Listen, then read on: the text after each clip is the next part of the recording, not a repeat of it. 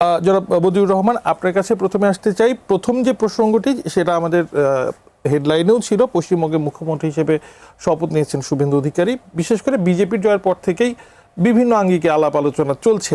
আমি আপনার নজর একটু আনতে চাই যে বিজেপি এই নির্বাচনের আগে তাদের নির্বাচনী সংকল্পপত্র বা ইশতেহারে তারা এক জায়গায় বলছে যে ভারতের জাতীয় নিরাপত্তা নিশ্চিত করতে অনুপ্রবেশের বিরুদ্ধে কঠোর ব্যবস্থা নেওয়া হবে।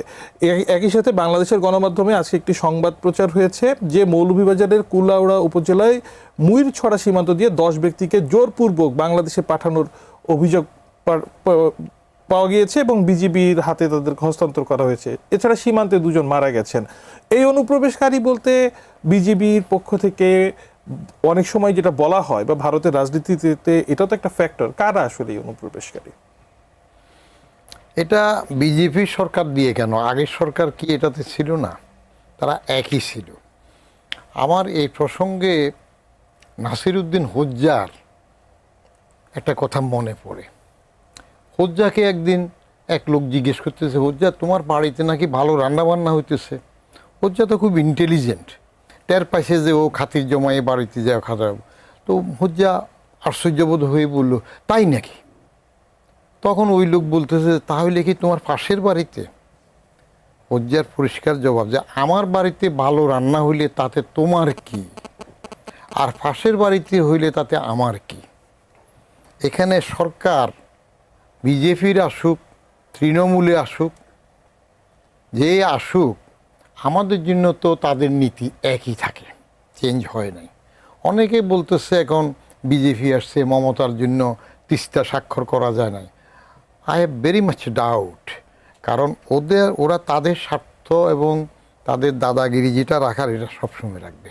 আর এক সময় যখন তাদের প্রয়োজন হয় তখন নতুন করে একটা ইস্যু সৃষ্টি করে। যেমন সীমান্তে মারা গেল, আবার 10 জনের কথা বললো, এরা বহু আগে সেখানে গেছে, এগুলাকে পুশব্যাক করে অনুপ্রবেশ করে।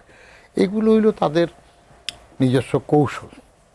প্রতিবেশী ছোট দেশগুলোর উপর মাতব্বরি করার জন্য বড়দের দাদাগিরির যে একটা টেকনিক থাকে সেটা তারা চালিয়ে যাবে। কিন্তু সেই কৌশলে তো একটা প্রভাব তো পড়ে নিশ্চয়ই। বাংলাদেশ ফ্যাক্টর বলে তো একটা ফ্যাক্টর কাজ করে তো পশ্চিমবঙ্গের স্থানীয় রাজনীতিতে। সেটা কি জাতীয় নির্বাচন কেউ প্রভাবিত করেন না? কাদের জাতীয় নির্বাচন? দুই পক্ষেই, দুই পক্ষের। তাদের জাতীয় নির্বাচন আমাদের জন্য প্রভাবিত হয় না। এগুলো জাতীয় রাজনীতিও প্রভাবিত হয় না। এগুলো আমাদের লোকজনরা নিজেদের সুবিধার জন্য, মনে করেন আগে ওই ডোনার বলা হইতো, যারা আমাদেরকে সাহায্য করে ডোনার।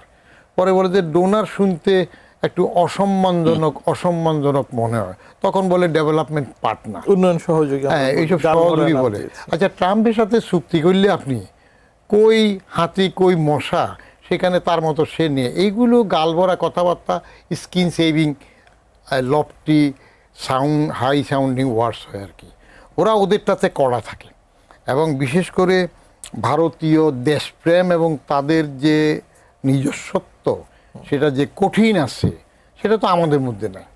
আমাদের গরিব হইলেও ধরেন কত দামি গাড়ি চড়ে, কিন্তু তারা কি ওইরকম করে নাকি? তো সেগুলো অনেকগুলো মিলালে দেখবেন যে তাদের হিসাব আলাদা। এখন হাসিনা যখন বলছে যে মনে রাখবে কি দেই নেই, তো এইটা মনে রাখা সবার সময় মনে হবে।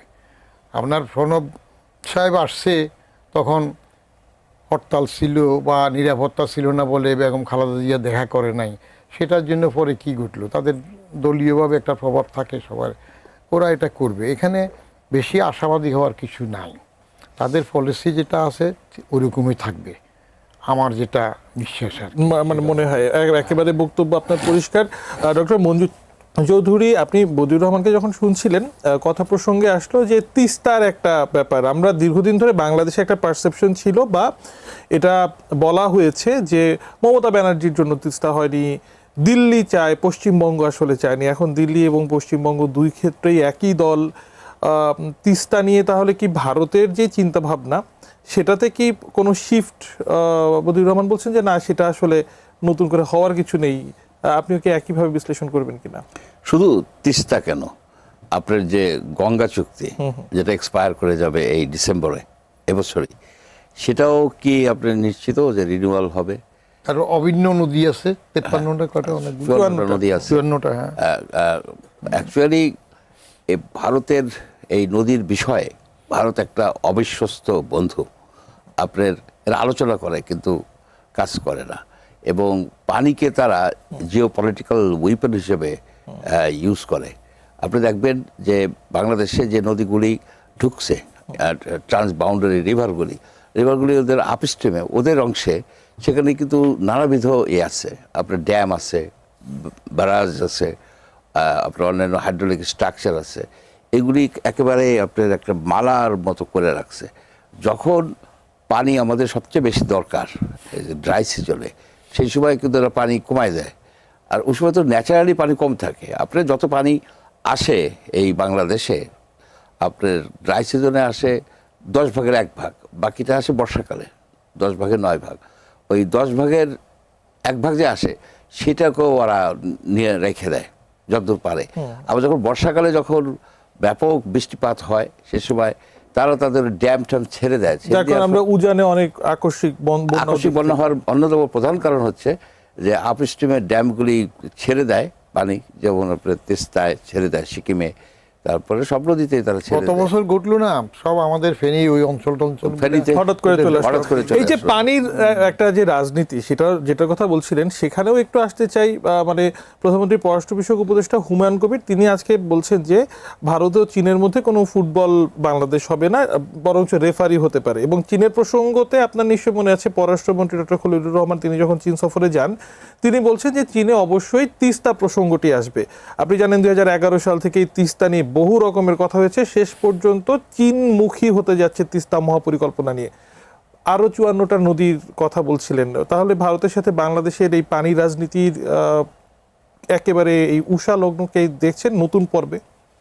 না, ভারতের ধরেন যে পশ্চিম বাংলার সরকার হয়েছে, চেঞ্জ হয়েছে, আসামে তো সেম সরকারই আছে, তারপরে আপনার মেঘালয়, ত্রিপুরা সেম। এবং ভারতের যে বাংলাদেশের সাথে যে পানি নীতিটা, পানি কূটনীতি, সেই কূটনীতির প্রধান হচ্ছে যে বাংলাদেশ জন্য পানির জন্য ভারতের উপরে নির্ভরশীল থাকে। এটাই হচ্ছে মূল কথা। আপনি দেখেন যে গঙ্গা চুক্তি, যেটা গঙ্গা চুক্তি, তারপরে গঙ্গা ব্যারেজ বলে একটা প্ল্যান করা হয়েছিল, সেটাকে রাজবাড়ির পাংশার দিকে, ওইটা যদি কার্যকরী হয়, ওটা যদি তৈরি করা যায়, তাহলে কিন্তু ওই সাউথ ওয়েস্টের যে নদীগুলি বেঁচে যাবে।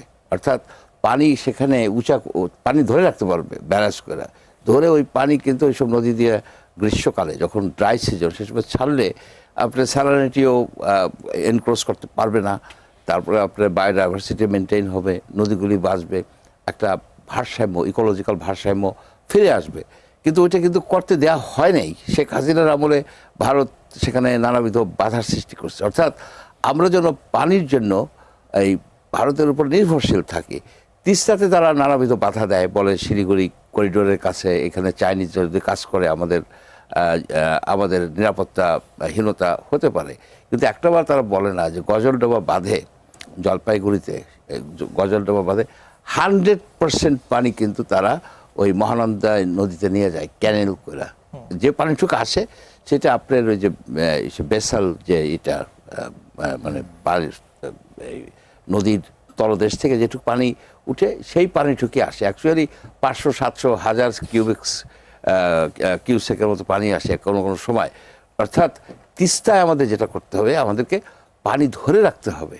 We have to store the water. আপনার আমাদের ছোট ছোট যেসব নদী আছে, সেই নদীগুলিকে দুই দিকে বাঁধ উঁচা করে এবং রেগুলেটর কিংবা স্লুইস গেট করে ওইখানে যদি আপনি পানি ধরে রাখেন, সেই পানি কিন্তু আপনার এই গ্রীষ্মকালে ইউজ করতে পারবেন। আমাদের যে খাল কাটার যে প্রোগ্রাম, আমি মনে করি কি খাল কাটা না, শুধু খাল সংস্কার।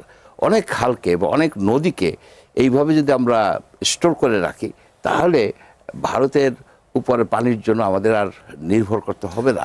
ঠিক এই প্রসঙ্গেই আসতে চাই বদিউর রহমান, যে ভারতের উপরে পানির এই নির্ভরতা কমানোর ক্ষেত্রে তাহলে তো আমাকে কারো না কারো সাহায্য সহযোগিতা নিতে হচ্ছে বর্তমান প্রেক্ষাপটে। সেটা যদি চীন হয়, তাহলে তো আবার আরেক ধরনের ভূ রাজনৈতিক বাস্তবতার ভিতরেও বাংলাদেশ পড়ে যাচ্ছে। চীন মার্কিন সম্পর্ক, ভারত, মানে এই যে সমীকরণ, সেটা আসলে বাংলাদেশের মতো বর্তমান বাস্তবতার কথা কেন বললাম সেটাতেও আসবো, কতটুকু সম্ভব আপনি দেখছেন?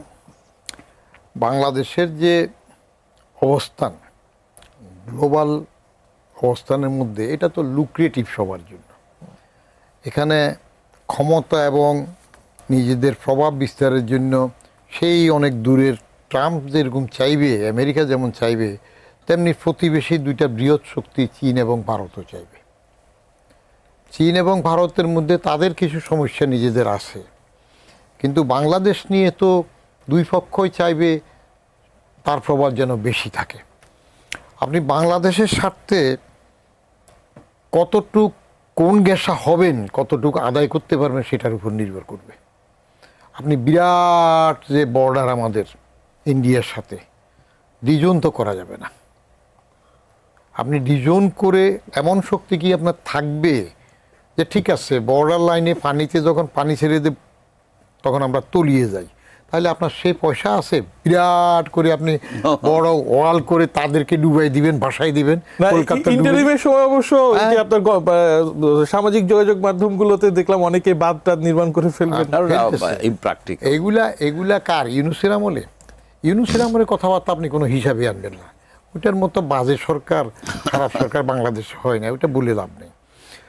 এখন পলিটিক্যাল পার্টি সব সময় পাওয়ার চায়, ক্ষমতা থাকা হইলেও বড় উদ্দেশ্য হয়।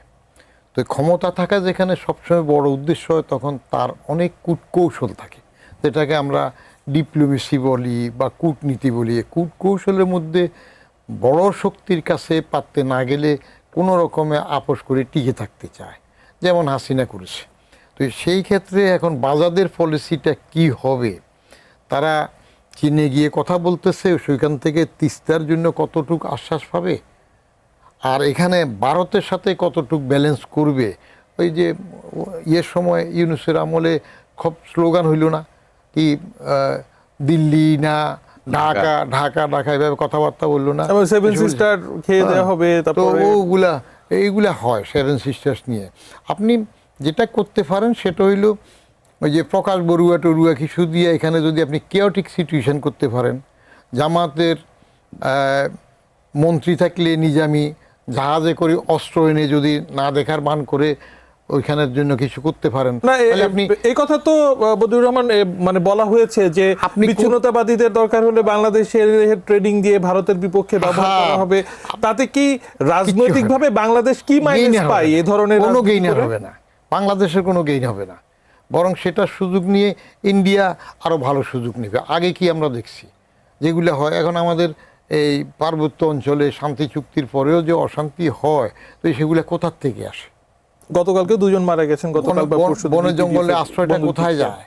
গভীর জঙ্গলের পরেও গভীর সম্পর্ক কোথায় থাকে? তো এর মধ্যে ব্যালেন্স করে, balance of inconvenience and balance of convenience, এই দুইটার মধ্যে আপনাকে ব্যালেন্স করতে হবে। সরকারের তো ব্যালেন্স ছাড়া উপায় নাই, কারণ বড় তো সবগুলা। এমন কিছু শক্তি যদি থাকতো যে পাল্টা কিছু করবে, আপনি কি করে রোহিঙ্গা এসে গেল, ঠেকাইতে পারতেছেন? হ্যাঁ, ইনু সাহেব বলছে যে ওই পরের ঈদের না কোথায় ওখানে যাইয়া তারা ঈদ করবে, আর কি তারা ঈদ করবে, করছে নাকি ঈদ? এইগুলো বুলির বেলা এরকম হবে। কিন্তু আমি পরিষ্কার যেটা বুঝি, ছোটোর উপর বড়র যে চাপ থাকে, অনৈতিক চাপ থাকে, এবং পলিটিক্সের মধ্যে চারটা জিনিসে তো ইথিক্স থাকে না, war, love, business and politics, এই চারটাতে কোনো ইথিক্স থাকে না। সেখানে যে যেভাবে টিকে থাকতে পারে, ইভেন প্রয়োজনে যে ম্যাকিয়াবেলি হয়ে টিকে থাকবে, সেটাই all's well that ends well, সর্বশেষ যেটা আছে সেটার উপর নির্ভর করবে। মনে করেন যদি এই একটু 24-এর যে আমির ইলেকশন হইল হাসিনার 7ই জানুয়ারির, কেমন, তো সেই সময় আমি আমার কলামে লিখছিলাম যে শেখ হাসিনা কায়দা করে যেগুলো চিৎকার করতেছে, এ রবের কিছু দেখ, তানিয়ার একটা সিট দেখ, এরে দেখ, ওরে দেখ, এগুলা যেমন বাজা দেবার করলো, বাজা দিয়ে একজন না গণপরিষদ, তারপরে গলাবাজি করে জোনায় টোনায় কতগুলো নিয়ে এসে মুখ বন্ধ করছে না? তো সেই সময় যদি এটা করতো, আর সাথে সাথে যদি কোটার এটা মাইনে হতো না, কপাল মন্দ হইলে যেটা হয়, অন্যেরা ওই তাবা গরম করলেও ছেলেফেলেরা কোটা আন্দোলনে রুটি সেঁকে ফেলছে অন্যেরা, এটা টেরিফাই নেই। তো ঠিক রাজনীতি একদম সেগুলো চলবে, যে যেটা সুবিধা নেয়। প্রণবের সাথে দেখা করে নাই, প্রেসিডেন্ট আসছে, সেটাকে আওয়ামী লীগ কি কায়দা করে এটার পক্ষে নেওয়ার জন্য বোঝে এটা মানে সেটার একটা আলাদা রাজনীতি হয়েছে। হ্যাঁ চলবে। ডক্টর মঞ্জুর চৌধুরী, আপনি বদিউর রহমানকে শুনছিলেন, তার বক্তব্যের সাথে আপনি যদি কিছু অ্যাড করতে চান সেটা তো হবেই। একটা বাস্তবতার কথা বলছিলাম, বা বড়দের সাথে ছোটদের সম্পর্ক। আজকে বিরোধী দলীয় নেতা এবং জামায়াত ইসলামীর আমির ডক্টর শফিকুর রহমান, তিনি জাপান থেকে ফিরে সাংবাদিকদের সঙ্গে বিমানবন্দরে তিনি বলছেন যে যুক্তরাষ্ট্রের সঙ্গে বাংলাদেশের বাণিজ্য চুক্তিকে বাস্তবতার আলোকে দেখার প্রয়োজন। মানে এই চুক্তির বাস্তবতাটা কি তাহলে এটাই যে ওনারা যেহেতু বড়, ন্যায্য অন্যায্য যাই হোক সেটা আমাদেরকে মেনেই নিতে হবে?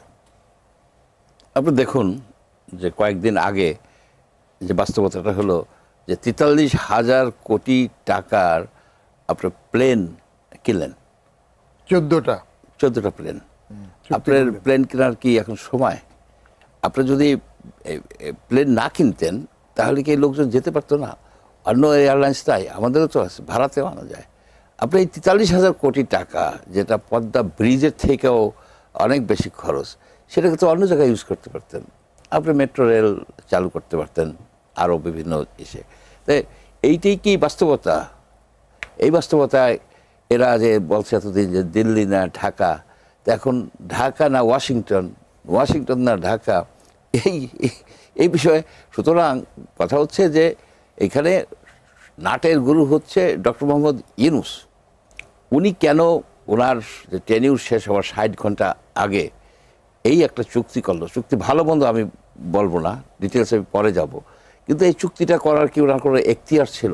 লজিক্যাল এখতিয়ার, বা মানে সাংবিধানিকভাবে, কিংবা কোনোভাবে, বা সাধারণ একটা কমন সেন্সে যে ওরা তো চলে যাচ্ছে, সেইখানে আপনি এমন সব চুক্তি করলেন যার ফলে যে যেমন ধরুন শূকরের মাংস যদি কোনো প্রোডাক্টে, কোনো খাদ্যে, কিংবা কোনো মেডিসিন বা বায়োলজিক্যাল প্রোডাক্টে যদি আপনার লার্ড থাকে, শূকরের চর্বি থাকে বা শূকর মাংস থাকে, সেগুলো কিন্তু FDA, ফেডারেল ড্রাগ অ্যাডমিনিস্ট্রেশন, ওটাকে বাতিল করবে না, কারণ ইট ইস ওকে। এখন আমরা যদি এই ধরনের কোনো প্রোডাক্ট আনি, আমাদের কিন্তু টেস্ট করার কোনো অধিকার নেই, আপনি নাকচ করে দিতে পারবেন না। FDA এর সার্টিফিকেট হচ্ছে ফাইনাল।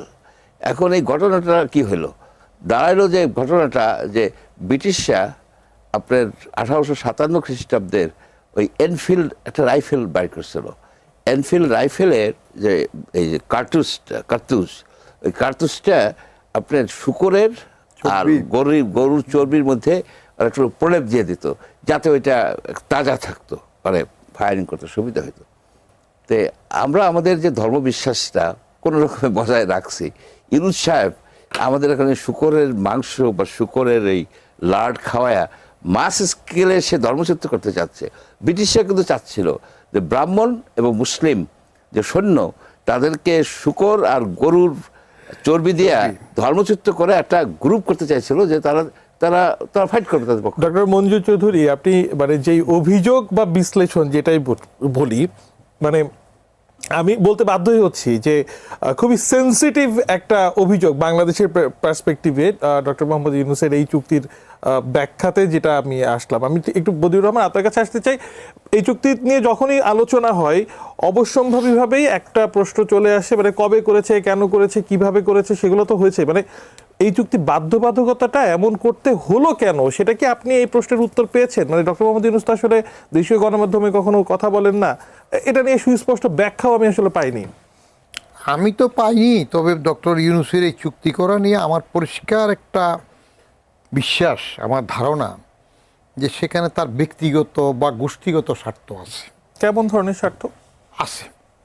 সে নোবেল পাওয়ার সময় তার স্বার্থ কী ছিল? বিল ক্লিন্টনের ফাউন্ডেশন, হিলারি ক্লিন্টন, সেগুলো সে দান করছে। আর নোবেল পাওয়ার জন্য সব সময় কতগুলো ক্রাইটেরিয়া থাকে, এটা প্রকাশ্যে বলা হয় না, বিশেষত শান্তি চুক্তিতে। সেটা হইল আপনার একটা ইহুদি কানেকশান থাকে। হিলারি ক্লিন্টনকে নিয়ে সে কানেকশান আছে, বা হার্ভার্ডের ছাত্রছাত্রী হইতে হয়, ওগুলো একটা কানেকশান থাকে।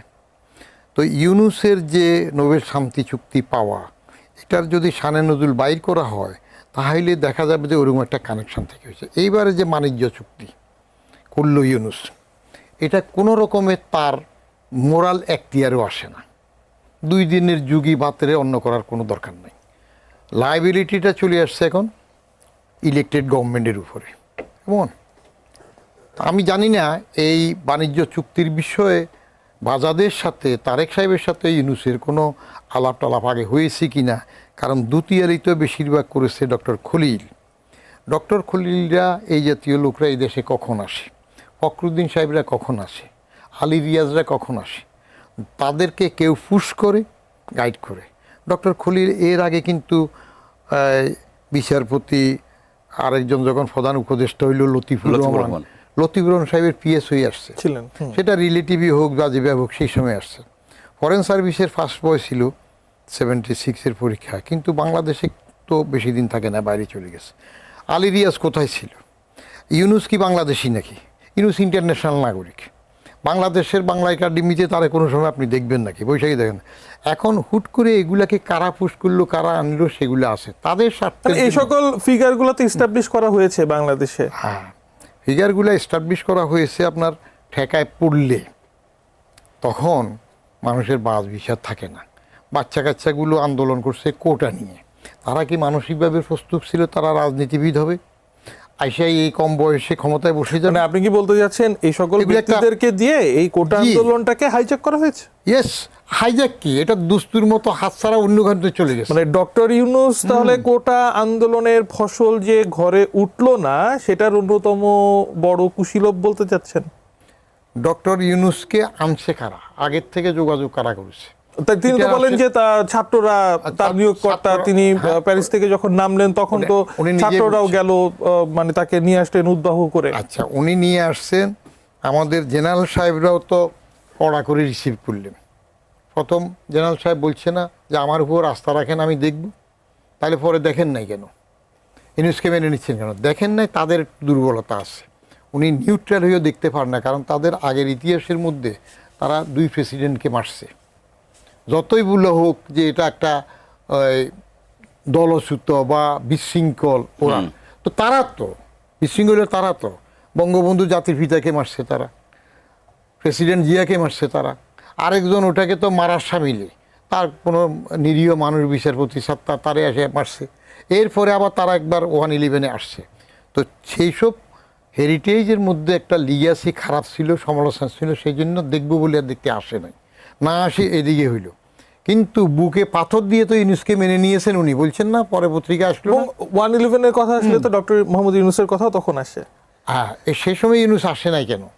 ওটা আমি ব্যক্তিগতভাবে ওনার সাথে জিজ্ঞেস করিও জেনেছি।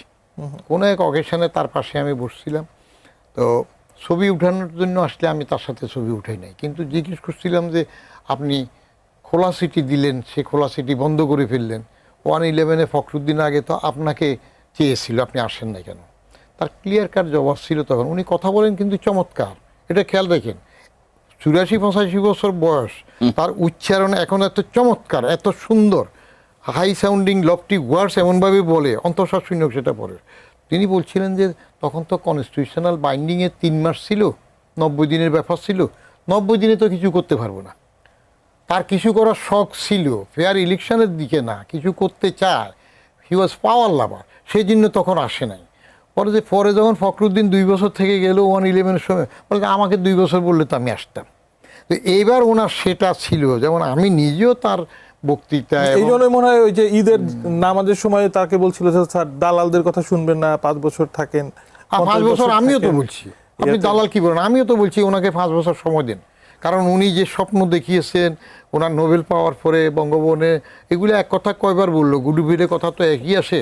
আপনার তাকে সংবর্ধনা দেওয়ার সময় উনি বলছিলেন যে তিনি বাংলাদেশটাকে এমনভাবে দেখতে চান বিদেশিরা বাংলাদেশের গ্রিন কার্ডের জন্য লাইন দিবে।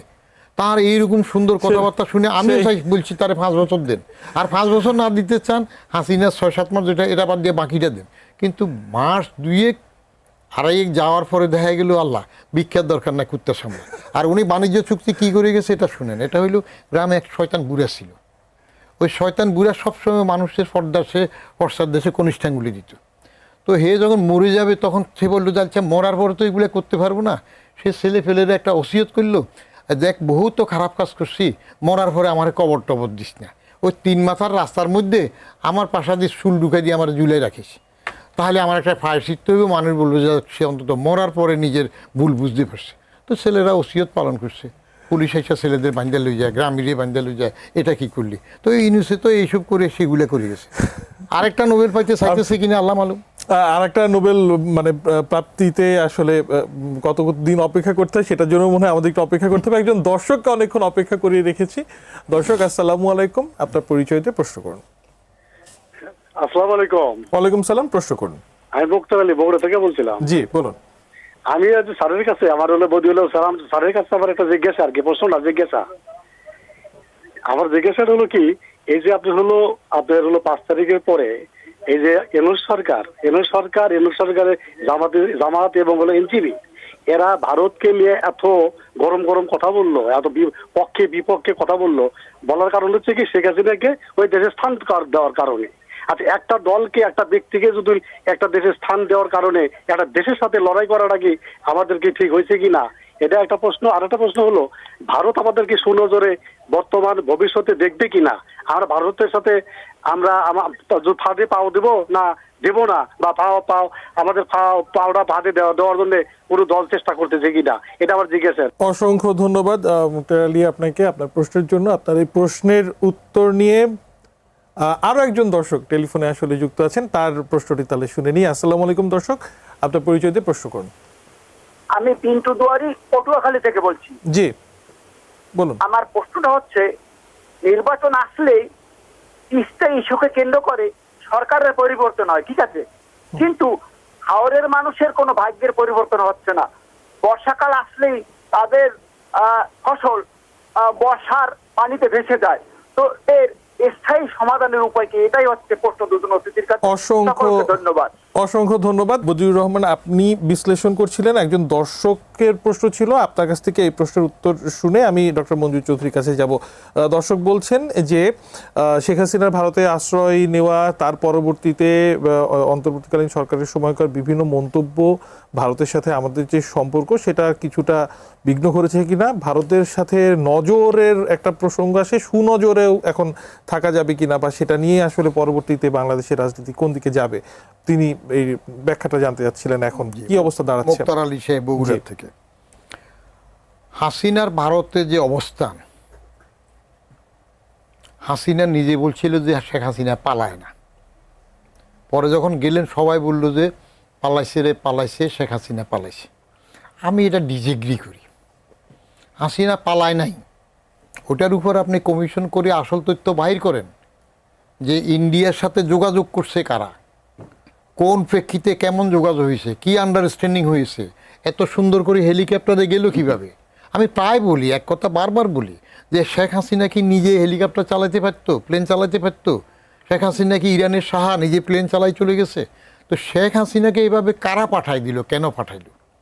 এবং বাইরে তো শোনা যায় শেখ হাসিনা গুজব হোক যেটা হোক বলে যে ঠিক আছে আমারে গোপালগঞ্জে পাঠাই দাও, টুঙ্গিপাড়া পাঠাই দাও, বা থাকুক যেটা ঘটবে, কিন্তু তাকে পাঠাইলো কারা? দেয়ার লাইস বিগ কোশ্চেন। সেটা যদি বাইরে হয় 5 বছর 10 বছর পরে তখন বুঝাবে এই যোগাযোগগুলো কে করছে। আর এখন তাহলে মানে বাংলাদেশ ভারতের যে সম্পর্ক সেটা তাহলে কোন দিকে যাচ্ছে আর কি? ভারত বিরোধিতা এই দেশের রাজনীতির একটা অনুষঙ্গ।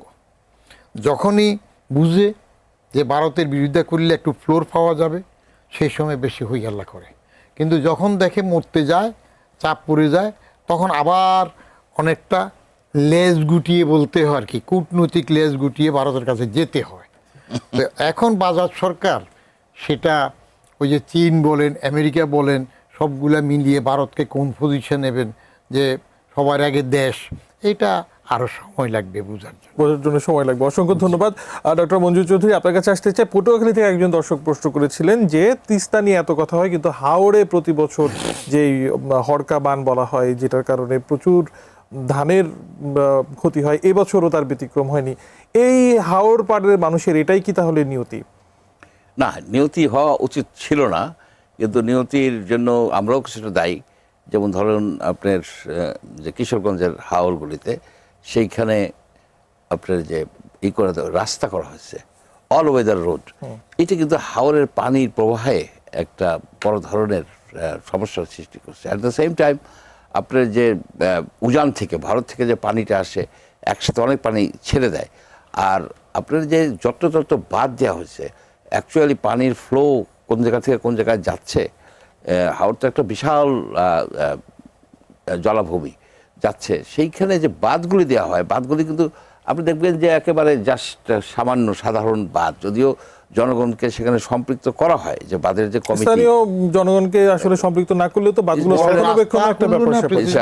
হ্যাঁ, প্রেসিডেন্টের তো ওইটা তো খুবই ক্ষতি করে ফেলছে ওটা। আর এই যে বাঁধগুলি দেয় অস্থায়ী প্রত্যেক বছর যে বাঁধগুলি দেয় এগুলি ঠিক মতো হয় না, ছোট মানে একেবারে দুর্বল বাঁধ ভেঙে যাচ্ছে, এগুলিকে ঠেকানো সম্ভব ছিল।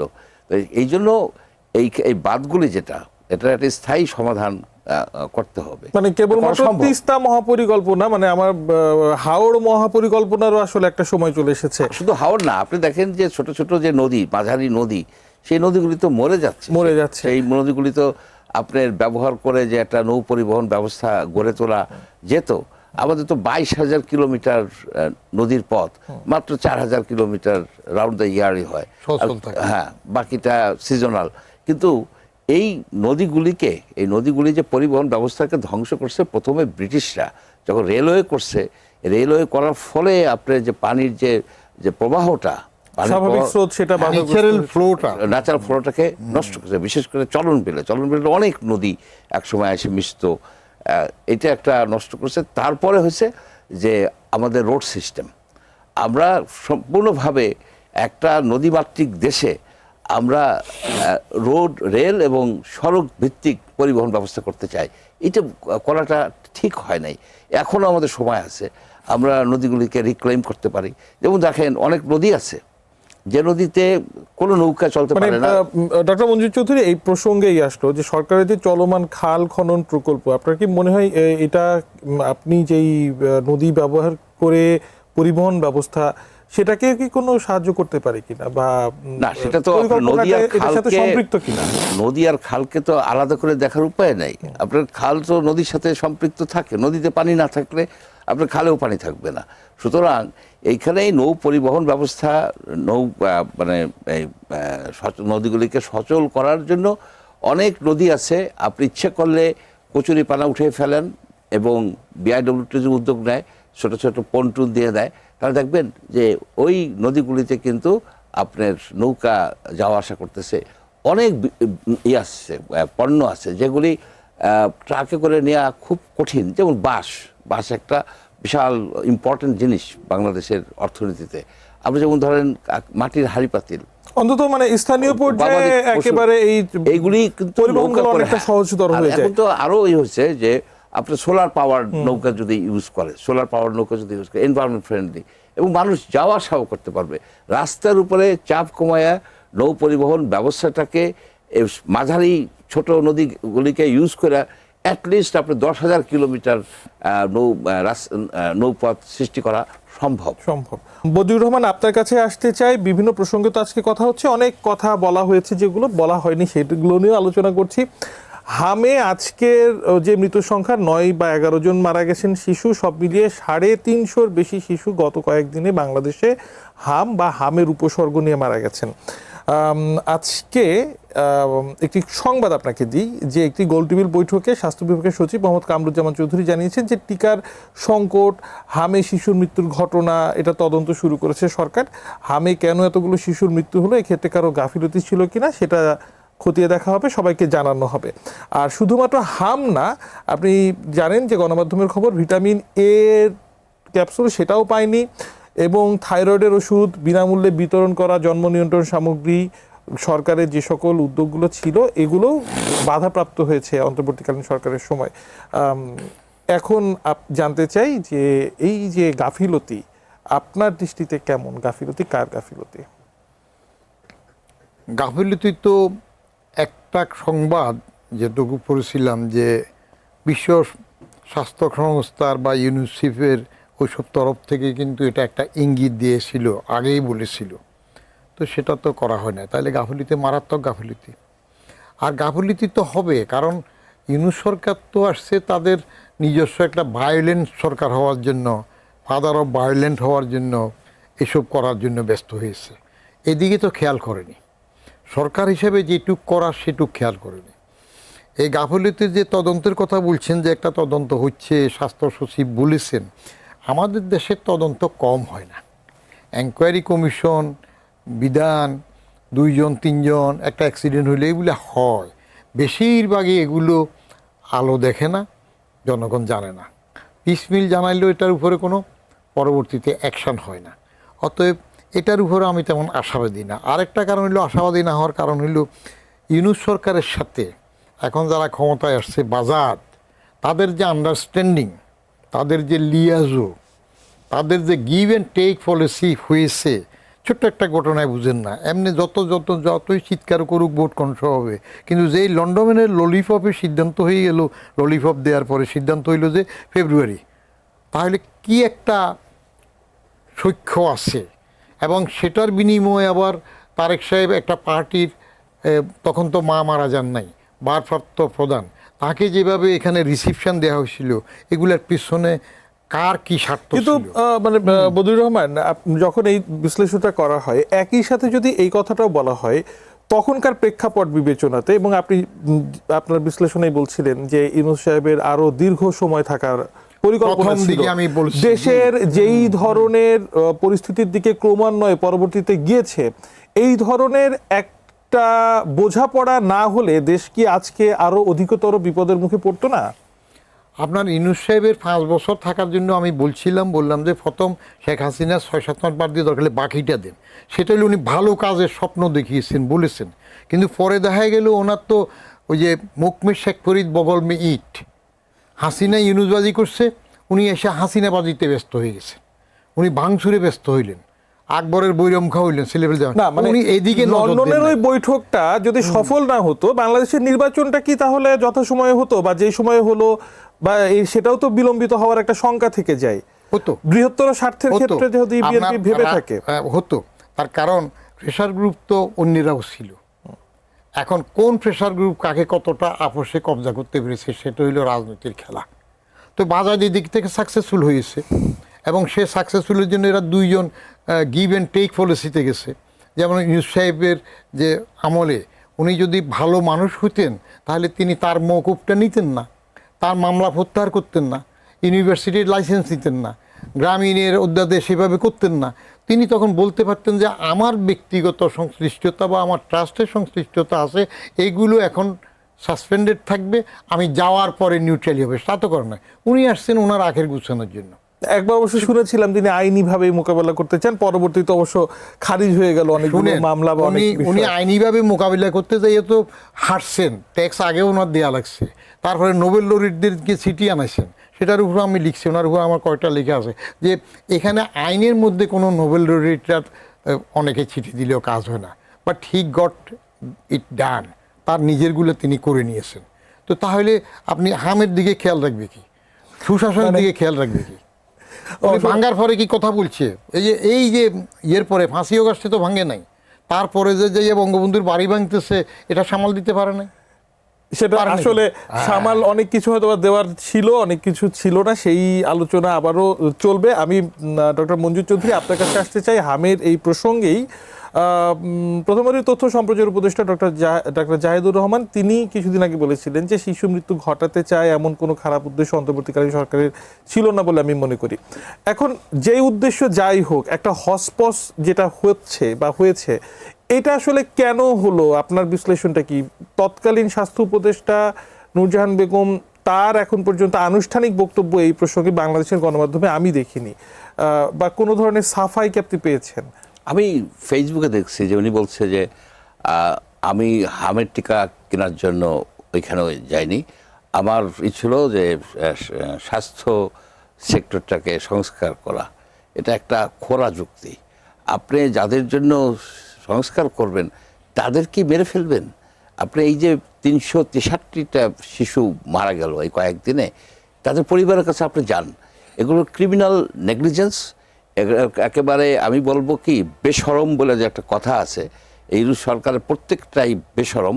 তাদের মাপ চাওয়া উচিত জাতির কাছে, যারা ক্রিমিনাল নেগলিজেন্স। এবং আমরা সব কাহিনী আমরা জানি, ক্রিমিনাল নেগলিজেন্সের জন্য তো ফৌজদারি মামলাও হইতে পারে। হ্যাঁ, মামলা হইতে পারে যদি কেউ করে। এখানে আপনি দেখেন যে এই জায়গায় ইউনিসেফ থেকে বলা হয়েছিল for heaven sake don't stop it, এখানে স্টপ করা হয়েছে। তারপরে ইপিআই কার্যক্রম স্টপ করে তারা টাকাও জোগাড় করছে যে তারা কিনবে টিকা। টিকা কেনা তো সহজ ব্যাপার না। ইউনিসেফ টিকাটা কিনে দেয় বাংলাদেশের পক্ষে 15% নেয়, এটা হাইলি টেকনিক্যাল বিষয়। আপনি দেখেন যে এই হামের টিকা কোথায় উৎপাদন হয়? সেরাম ইনস্টিটিউট, নেদারল্যান্ডের একটা কোম্পানি, আর এই ইন্দোনেশিয়ায়। এগুলি কিনে এটাকে কোল্ড চেনের মাধ্যমে স্টোরে নেওয়া, এগুলি খুবই জটিল বিষয়। এটা ইউনিসেফ ট্র্যাডিশনালি করে আসতেছে, কিন্তু ওনরা নিজেরা কিনতে চাইছে। ওইখানে আপনি বলেন যে উদ্দেশ্য যে কেনাকাটি করলে কমিশন আছে না। এই যে নূরজাহান বেগম তো বলছে যে প্রধান উপদেষ্টার অফিস থেকে বলা হয়েছে যে এটাকে স্টপ করো, চিঠি পাইছি সেই বিষয়ে। তা প্রধান উপদেষ্টার কারা, এখানে তদন্ত করা উচিত। তো হামের টিকা না কিনে উনি সংস্কারের যে মনোযোগী হলেন, সেই সংস্কারই বা কতটুকু হলো? উনি কিছুই করেন না। উনি একজন অথর্ব মহিলা, একেবারে একজন অথর্ব ব্যক্তি, মহিলাই বলি না, একজন ব্যক্তি। এই অথর্ব ব্যক্তিটাকে কেন হেলথ মিনিস্টার, তাকে কেন মিনিস্টার বানাইতে হবে? হ্যাঁ, ইউনুসের পছন্দ, তার গ্রামীণ ছিল বা যেটাই হোক। তার মানে কি ইউনুস সরকার, ইউনুস সাহেব আসছে, এখানে আন্দোলনটা হয়েছিল, কিন্তু মূল বিষয়টা ছিল বৈষম্য। আমরা আন্দোলন করছি, রাস্তায় নামছে না, লোকজনে গুলি খাইছে, কিসের জন্য? যে বৈষম্যহীন একটা রাষ্ট্র, একটা সমাজ, একটা সরকার হবে। ইউনুস সাহেব কি করছে? তার হাটহাজারি থেকে সে 7 জন অ্যাডভাইজার নিছে, আচ্ছা, এনজিওদেরকে নিছে। এই যে একটা অথর্ব সরকারই হয়েছে, এটা বাংলাদেশের ইতিহাসে সবচেয়ে, হাফসিদের একটা রাজত্ব ছিল 100 বছর, এই যে সোনারগাঁয়ে কেন্দ্রিক হাফসি দাসরা দখল করে নিয়েছিল। সেই সময় যে বাংলার যে একটা দুরবস্থা হয়েছিল, অন্যায়, অবিচার, লুটপাট, খুন খারাপি, তার সাথে তুলনীয় হইতেছে এই ডক্টর ইউনুসের এই 18 মাস। মানে 18 মাস শেষ হয়েছে, কিন্তু সে দুর্ভোগ আসলে এখনো আমাদের 18 বছর দুর্বল কাটবে না কেন? উনি একটা জেনারেশনকে, ইয়াং জেনারেশনটাকে দুর্নীতিবাজ করে দিচ্ছে। এদেরকে এই টাকার ইসের থেকে তো আপনি আর ফেরত আনতে পারবেন না। তারা বুঝে গেছে যে তদবির করা, বদলি করা, এটা করে সেটা করে যে প্রভূত টাকা ইনকাম করা। অসংখ্য ধন্যবাদ ডক্টর মঞ্জুর চৌধুরী আপনাকে, ধন্যবাদ বদিউর রহমান আপনাকেও আজকে আমাদেরকে সময় দেওয়ার জন্য।